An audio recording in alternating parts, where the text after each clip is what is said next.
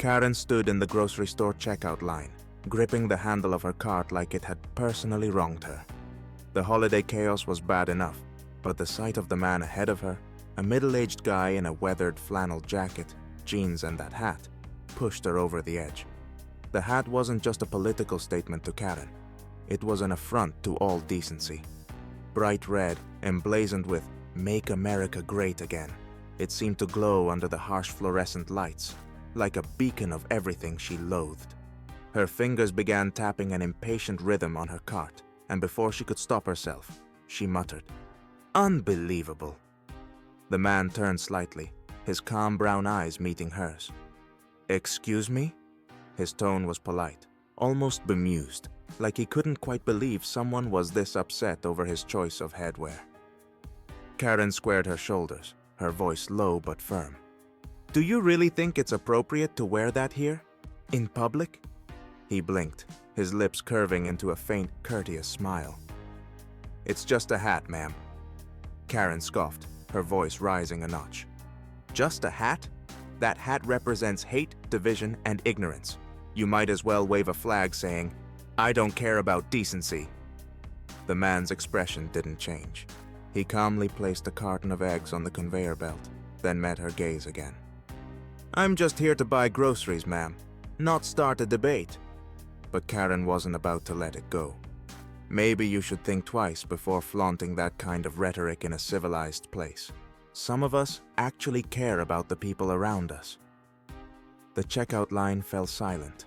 A woman 3 carts back whispered to her partner, and another customer discreetly held up a phone, angling for the perfect shot. The man sighed, shifting his weight to 1 foot, his voice as steady as ever. "Ma'am, we've all got places to be. Let's just get through this line and move on with our day." Karen crossed her arms. "I'm not done here." At that moment, the cashier, who'd been quietly scanning items, froze mid-swipe. Do you need assistance?" she asked, her eyes darting nervously between Karen and the man.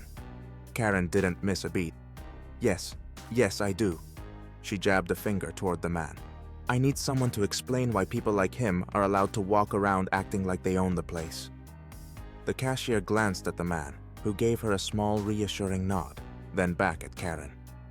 "I don't think we have a policy about hats," she said hesitantly. Karen huffed. "Well, maybe you should." The man smiled faintly and added, "Maybe we could add 'no yelling in line' to the policy while we're at it."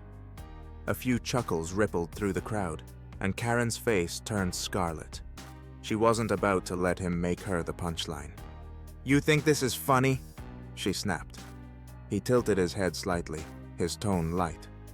"I think I'd like to get my milk and eggs home before they spoil." Karen opened her mouth to retort, but the cashier cut in. "Next customer, please!" Her voice was higher than usual, desperate to diffuse the tension. Karen fumed silently as the man paid and turned to leave, his expression still maddeningly calm. The crowd parted like the Red Sea to let him pass, a few murmuring their approval of his composure. Karen stood rooted to the spot, seething, as a young girl behind her whispered loudly, "Mom, why is that lady so mad?" The man paused just before the exit and glanced back at Karen, tipping his hat with a slight smirk. "Happy holidays, ma'am." The door slid shut behind him, leaving Karen red-faced, the star of more than a few viral videos by dinner time. Karen couldn't let it go. As the man moved forward to place his items on the conveyor belt, she turned to the cashier, her voice loud enough to carry. "I don't think it's fair that I have to shop in the same place as someone spreading hate." The cashier, a young woman barely out of high school, froze, unsure of how to respond. I just scan items." The man sighed and shook his head. "Ma'am, if my hat bothers you so much, maybe you should find another line." Karen wasn't having it. "Why should I leave? You're the one making everyone uncomfortable." At that moment, a bystander chimed in, clearly annoyed. "Lady, it's just a hat. Chill out." Karen whipped around, glaring at the intruder. "Are you serious? People like him are ruining this country, and you're fine with that." The man calmly placed his last item on the belt, still ignoring her. Karen's anger hit a boiling point. You know what? Maybe the store manager needs to get involved. She marched toward the front of the store, leaving the man standing at the register as the crowd muttered in disbelief. Minutes later, Karen returned with the store manager, a middle-aged woman with a clipboard and a weary expression. What seems to be the problem here? Karen pointed dramatically at the man, who was now bagging his groceries. He's wearing that disgusting hat, and it's creating a hostile environment. I demand you do something about it. The manager glanced at the man, then at Karen. Ma'am, I'm not sure what you want me to do. He hasn't broken any store policies. Policies? Karen spat.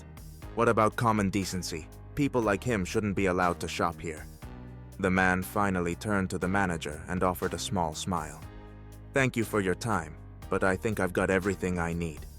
As he started to leave, Karen blocked his path. You think you can just walk away after this? People like you. Karen. The man's voice was calm, but the use of her name stopped her mid-rant. How do you?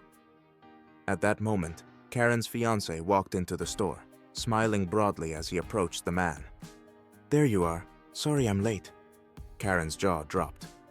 You know him? Of course, her fiancé said with a laugh. Karen, meet my dad. The color drained from Karen's face as the pieces clicked into place. Your dad? She whispered, horrified. The older man extended his hand toward her fiancé. Good to see you, son. Though I wasn't expecting all this.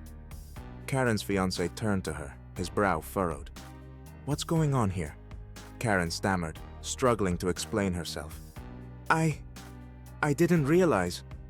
The man chuckled softly, shaking his head. Well, now you do. Karen, is it? She nodded mutely, her bravado completely gone.